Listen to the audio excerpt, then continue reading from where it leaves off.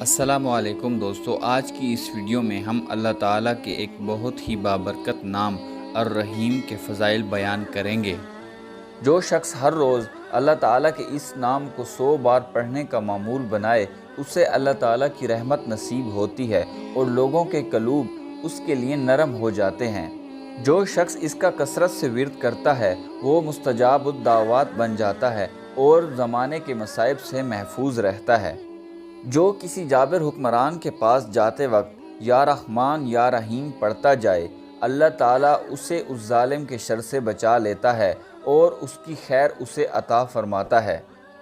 کوئی بھی شخص ہر روز یہ اسم 500 بار پڑھے گا، دولت پائے گا اور اللہ تعالیٰ کی مخلوق اس پر مہربان اور شفیق ہوگی۔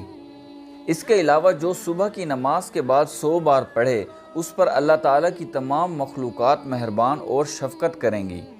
جو اسے صبح کی نماز کے بعد 555 بار پڑھتا رہے، وہ ہر حاجت سے غنی رہے گا۔ جو شخص روزانہ 100 بار پڑھے، اس کے دل میں رقت اور شفقت پیدا ہو جاتی ہے، یعنی یہ دل کی سختی کا علاج ہے۔